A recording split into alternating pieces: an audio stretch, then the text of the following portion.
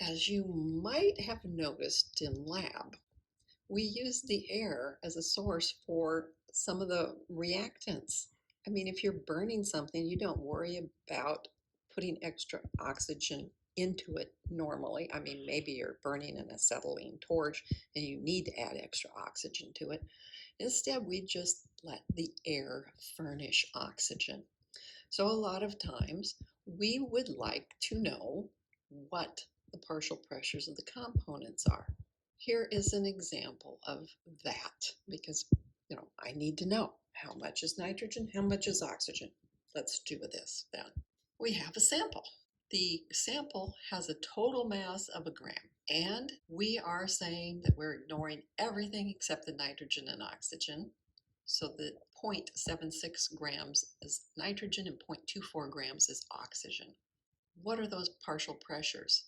If the total pressure is 0.87 atmospheres. So this is a problem for not just partial pressures based on the mole fraction concept, but they didn't give us moles. That's okay.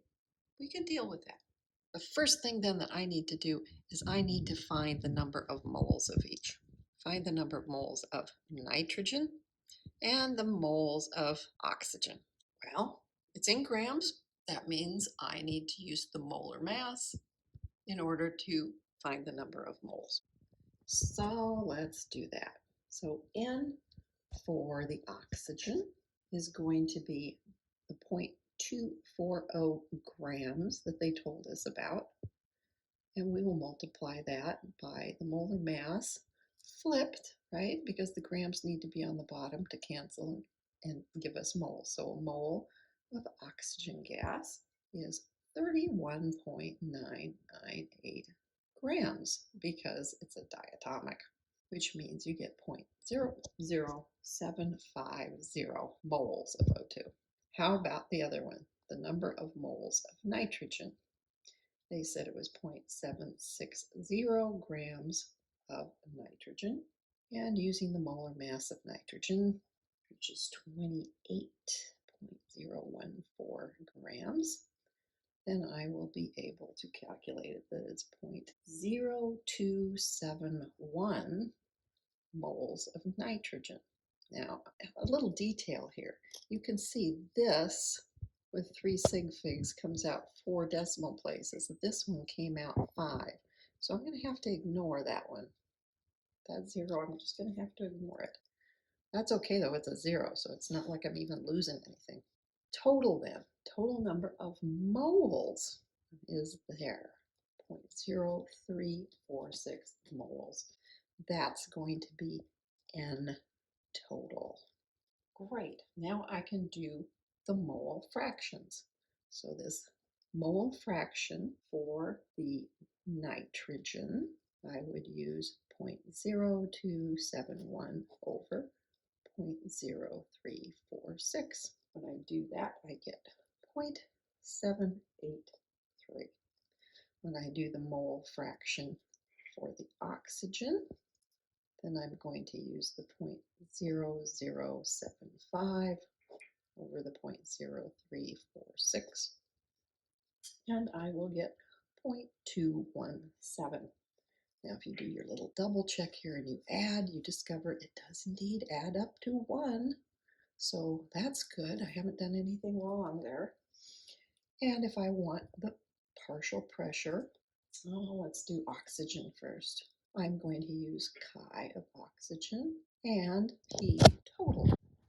I have to go back and say, what was P total? Oh, yes. On the screen is 0.87. Oh, it's only 2 sig figs. Okay, so I'll round everything back.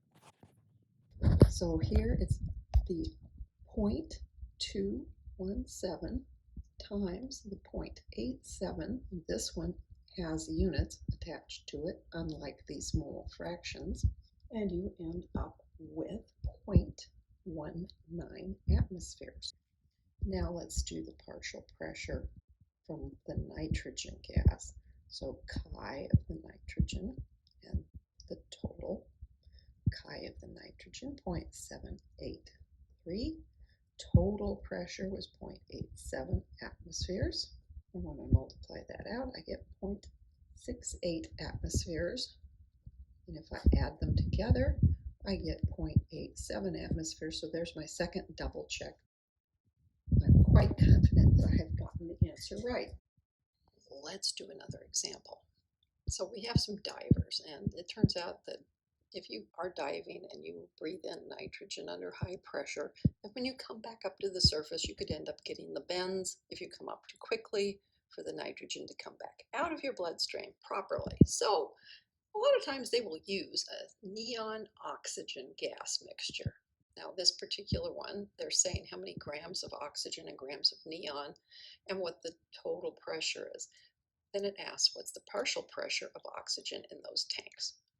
Well, if I'm going to use partial pressure, it should make me think about using the mole fractions. The moles, the pressures are proportional to the moles of each gas, so I need to figure out how many moles there are. If I take the neon, and here's the molar mass of neon flipped upside down because I want the grams to cancel and I'll get moles. Same idea here with the oxygen. So I have moles. I can find out how many total moles there are. That means I can do my mole fractions now. So I can say that chi of the oxygen is going to be 4.413 moles over the total 21.01 moles. So you see the moles are going to cancel. And I will get 0.2100 for a mole fraction. Chi of the neon, I should go ahead and calculate from the beginning instead of just subtracting from 1, because I want to make sure I haven't made any mistakes. And I'll be able to do that if I calculate them each separately. So the chi of the neon would be the 16.60 over the 21.01. And I get 0.7901, which basically adds up to 1, right? It's really close, 1.0001. All right, so these are the mole fractions. And then I can go ahead and figure out what the pressure is, because they asked about the pressure of the oxygen. I can do both of them if I want. But if I'm looking at the oxygen, then I would say, hey, if I want the pressure due to the oxygen, that's chi of oxygen applied to the total pressure. Now they said the total pressure of the tank was 50 atmospheres. So I can just put this in, 0.2100, and then 50.0 atmospheres. This was a pure number. So when I do this calculation, I get 10.5 atmospheres due to oxygen.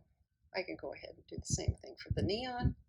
Chi 0.7901 times the total pressure, 50.0 atmospheres. When I do that, I get 39.5 atmospheres due to neon. And if I add these together, I end up with the 50 atmospheres coming back. And that's my double check to make sure that I did it right. This comes back to what I expected. But it all comes down to saying, oh, what's my mole fraction? And multiply that by total pressure.